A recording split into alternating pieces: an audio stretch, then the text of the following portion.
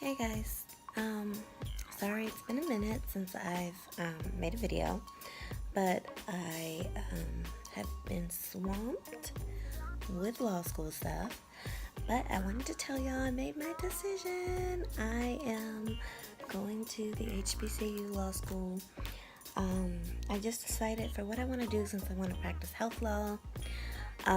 Most likely, like not 85 to 90%, it will probably have something to do with government. And since that school is in the center of government, so you can guess where I'm going, right? It's the center of government. So, that being said, it's probably just the best reason for me to go with it. And having almost a full scholarship doesn't hurt per se. And actually, the situation that I was in, I realized that I probably, unless I went with the other school that I talked about, that was near the beach, this would be the only other financial alternative for me because, as I said, I wasn't approved for the Grad Plus loan. So that being said, this is the best option for me financially and career-wise, and the fact that this school has a national network and they participate in what's called OCI, which you'll learn about this more. But it's basically on-campus interviews for big law firms and things like that. So, update on the whole situation. I'm getting ready to move in the next 3 weeks. I'm just trying to wrap up everything here in my city, trying to get rid of my storage that I've had for like a year, trying to get everything situated with my roommate. Found a roommate finally because it's a really, really expensive city. And I found a place that's literally on the same street. It's across the street from the school. Like, I looked it up. She said it was across the street and I almost didn't believe it. So I not MapQuest, sorry. That's really old. I Google mapped it. And it's literally like 0.1 mile. So that's a tenth of a mile. So it's basically like right there in walking distance. So I don't have to drive my car, which is really good for me because the parking costs $160 a month. So that means when it gets cold, I don't really have to drive because that requires shoveling snow. And you know, I'm from LA. I ain't about that life whatsoever. Like, really whatsoever. So it's fine.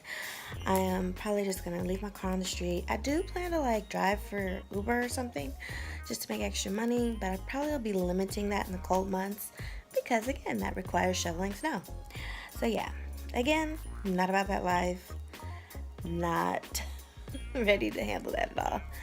So anyways, I am, like I said, wrapping everything up. But I did want to talk to you guys a little bit about negotiating scholarships because you don't see that much with law school vloggers.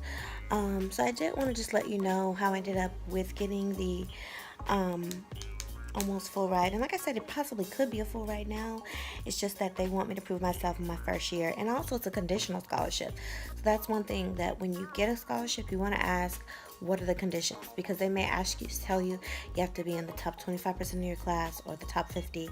In my case, it's the top 50, thank God, and not, top 20, because that would not, like, I wouldn't trust that I would be in the top 20 because the thing is, you never know. So I'm doing preparation, like, Barbary, which you'll learn about them when you get to law school, is like they do bar prep, they do preparation for like all kinds of things. I think they might do medical school too. I don't know. That could be Kaplan. But anyway, I'm doing a prep class with Barbary, and my school actually participates in a scholarship program for that through certain law firms. But I came in too late for that. But I did get a discount through LexisNexis. So that being said, I got like $100 off. So I ended up paying like $750 instead of the $900 because I had another discount, which kind of sneaked in there somehow. But so anyways, negotiating scholarships.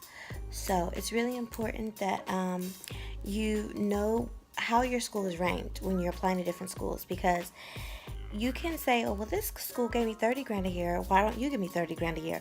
But if they're ranked higher than the school that gave you the money, you definitely want to just keep that in mind, because that's not really a good bargaining tactic, because they're like, well, you're lucky you got in the school. Like, so you want to keep that in mind.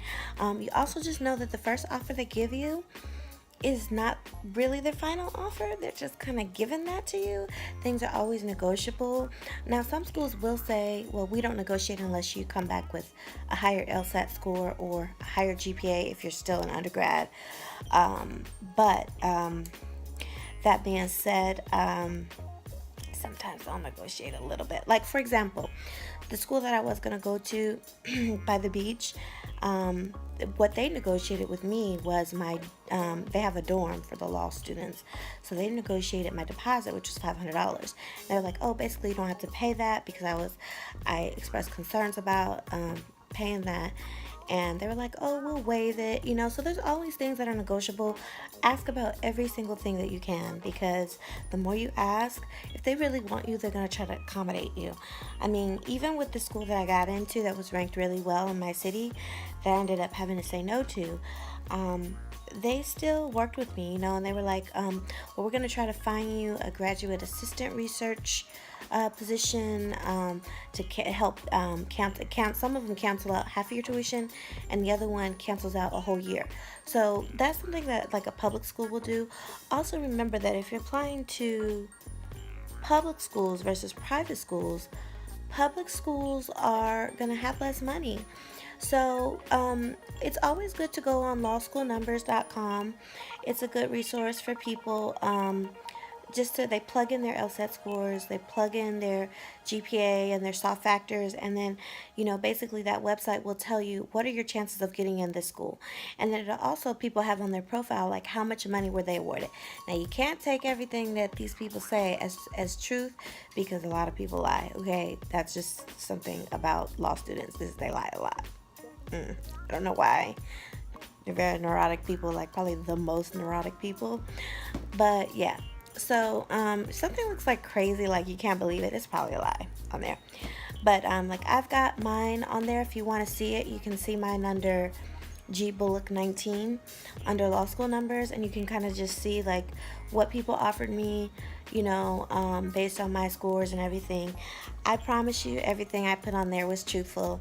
I'm not ashamed of what my score was, There's another website called Top Law Schools, and it's top-law-schools.com. Now, this website, I don't really recommend it. It's just kind of there. It's something that people do. It's a lot of time wasters that go on there. They have a forum. Now, if you have a legit question, like about the process of like, I don't know, what kind of notebook you want to use, you know what I mean? Or like something that happens on campus at a certain school, you can ask about it.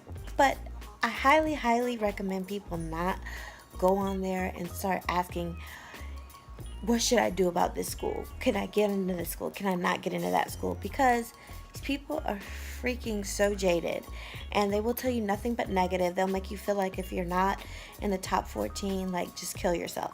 So I don't recommend that. But anyway, as far as negotiating, good luck with that, everyone. Now is our time. Back in the day, schools didn't used to negotiate. It was what it was, and there wasn't a lot of money because a lot of people were going to law school. Now it's like half the number. So the ball's in our court. So you just gotta know that you can always ask, and don't be afraid to ask. Be very humble about it. I always preface anytime I send an email about negotiating, I don't mean to seem ungrateful, but I just was wondering, that kind of thing, because you definitely don't want to come off that way.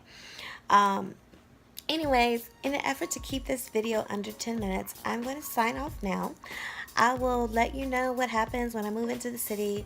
I'm very excited, so I'll keep y'all posted, and good luck, keep studying, and ask any questions that you want. I'll try to get to them as soon as I can. Alright guys, take care.